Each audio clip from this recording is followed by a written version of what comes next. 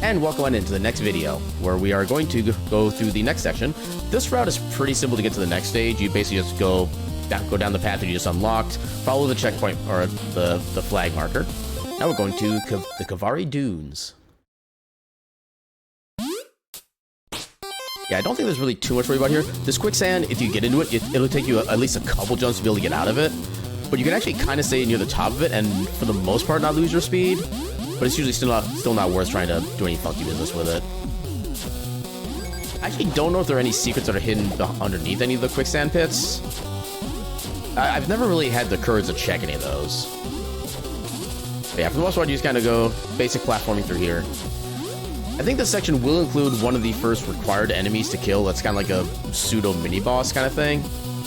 But that won't be for a little bit still. Also, those birds you cannot kill by just like stomping on them once.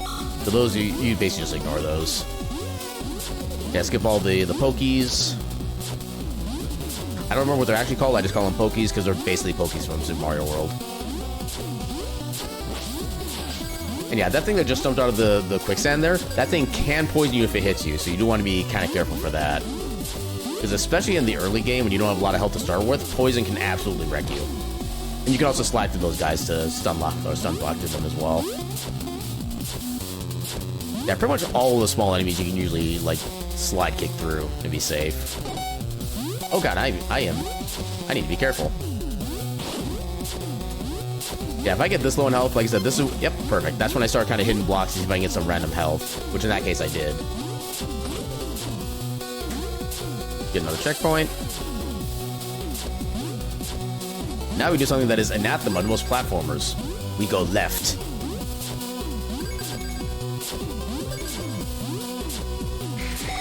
Yeah, generally it is okay to kind of hold off on a dash for a little bit if it lets you dash through an enemy without taking damage. Here you can actually just kind of do the double jump to get out of the quicksand pit, and you can skip having to go through that little platform section entirely. Makes it so much faster and simpler. Oh god. I will say, there are some enemies that when you slide through them, you do take some damage. I don't really fully know the reason why some enemies do that and some don't. But this is something to kind of keep an eye on as you get to like the later stages of the game. Yeah, otherwise we keep speeding.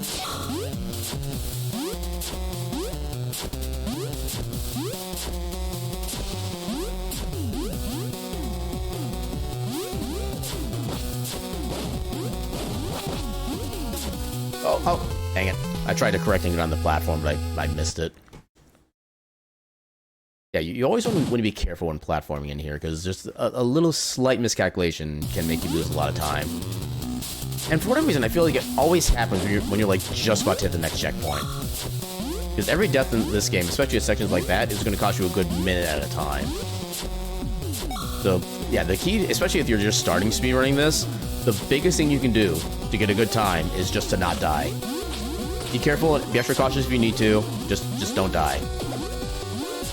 I'm actually fairly confident that the first no deaths run will either be like an easy sub 220 or maybe even a sub 215.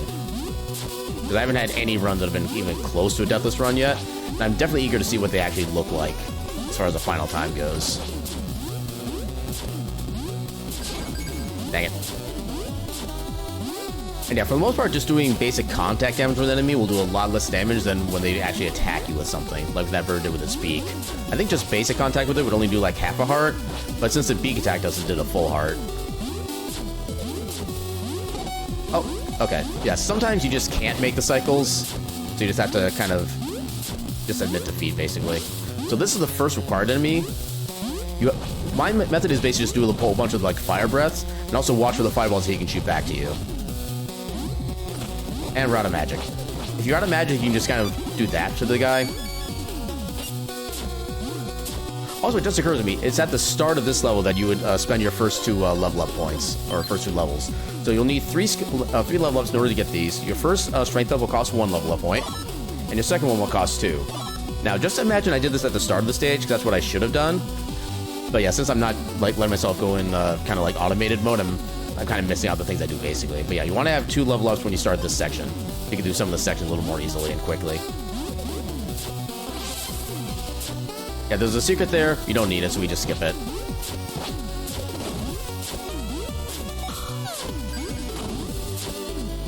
And yeah, the great thing is when you bounce off of an enemy or a boulder or something like that, you actually regain your double jump as well, so you can use that to get an even further extended long jump. But yeah, the rest of these guys up here that kind of float around, you can just skip them.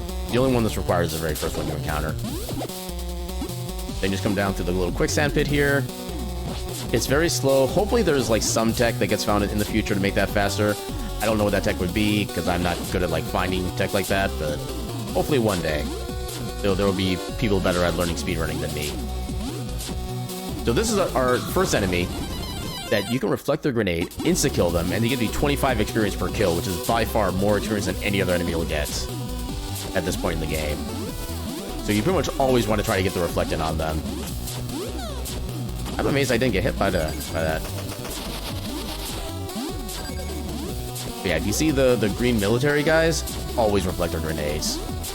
Now, the downside is, if you get hit by the grenade, it does do 3 hearts of damage, which, while that would technically one-shot you, one of the quote-unquote hidden mechanics of this game is that if you're at full health, you will never die from a single attack. Even if something does, like, say, 15 hearts of damage, and you only have 3 hearts total, you will still survive that with half a heart left, as long as you're at full health when you get hit by it. Yeah, anytime you get into an auto-scroller section like this, you basically kind of always want to focus on the enemy kills, because it's literally just free experience at that point. There's no reason not to. Another reflect. Yeah, if nothing else, you will learn the range of your sword by those grenade guys. There'll be some times where you think you could have sworn your sword struck the grenade and was able to get the kill, but then it just doesn't. So yeah, that's kind of a good accidental way to learn what the range of your sword is.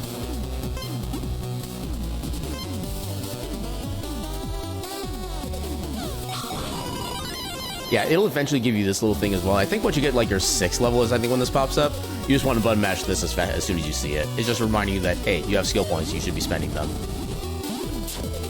And unfortunately, it doesn't recognize the fact that we have already spent our skill points, which is the annoying thing. This guy I don't think is really worth it to try to kill. You could try, but it's not really worth it, in my opinion. You don't really quite get enough time without having to use like your magic. I mean, if you want to try to kill with magic, be my guest. Because honestly, we really don't use magic for too much in this run. Oh, but there's our XP bubble. Oh, there's 2 of them. So yeah, XP bubbles like that can drop randomly off of any small enemy. And they have a range of, I think it's like 30 to 120 XP, usually within like grades of like 15 or 25, somewhere around there. Also, in this section, the wind is pushing you back even when you're standing. If you duck, you basically hold yourself to your position so you can avoid the wind effect. So now, oh, and there's our first effect of poison. So now our health will be slowly ticking down. Fortunately, we're at the end of the stage, so we can just forget poison even exists. So yeah, just as one more reminder, when you start the stage, put 2 level ups into attack power.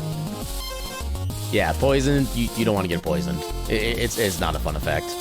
But yeah, that'll be it for that stage, and I will see you again in the next video for the first proper dungeon. See you soon.